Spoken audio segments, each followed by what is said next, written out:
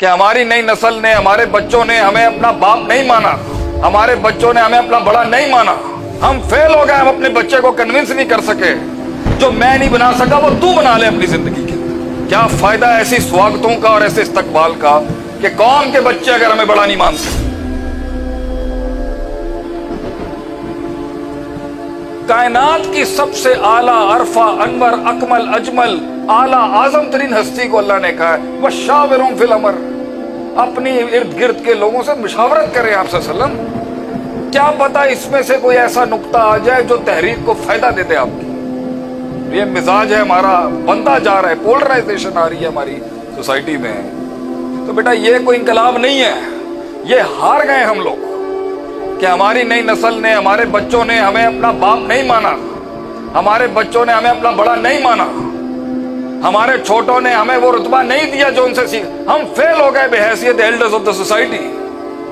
ہم فیل ہو گئے, ہم اپنے بچے کو کنونس نہیں کر سکے اپنی تربیت سے, اپنے اخلاص سے, اپنے اخلاق سے, اپنی عظمت سے, اپنی وسعت سے, اپنی برداشت سے, اپنے تنوع سے, اپنی ڈائیورسٹی سے, اپنی ایکسکلوزیونیس سے کہ ہم تیرا بھلا چاہتے ہیں, ہم اجتماعی لحاظ سے اپنی قوم کو کہیں دیکھنا چاہتے ہیں, اور تجھے اس بھٹی سے گزارنے کے لیے میں صبر بھی کر کے بیٹھا ہوں, مزاج بھی مار کے بیٹھا ہوا ہوں, چودراہٹ بھی دفن کر کے بیٹھا ہوا ہوں, سرداری بھی کمپرومائز کر کے بیٹھا ہوں کہ تینوں گل سمجھ آ جائے کہ جو میں نہیں کر سکا وہ تو کر لے اپنی زندگی میں, جو میں نہیں بنا سکا وہ تو بنا لے اپنی زندگی کے اندر, جو ہم نہیں بنا سکے اپنی لائف میں, جو ہمارے وقتوں میں لمیٹیشنز تھی وہ تو اچیو کر لے بیٹا.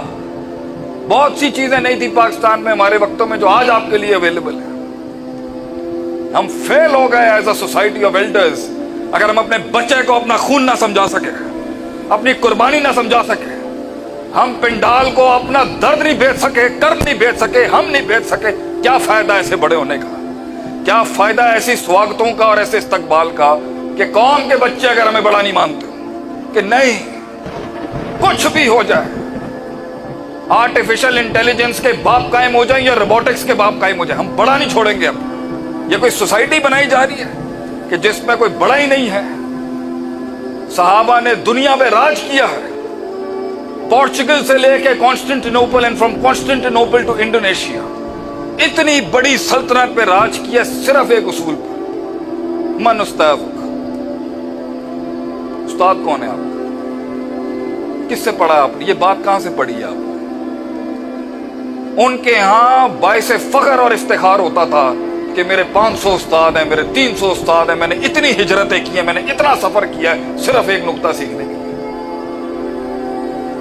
اور ہمارے یہاں شیخ گوگل, منٹ پاؤ سارا کچھ باہر, بغیر استاد کے علم فساد ہے.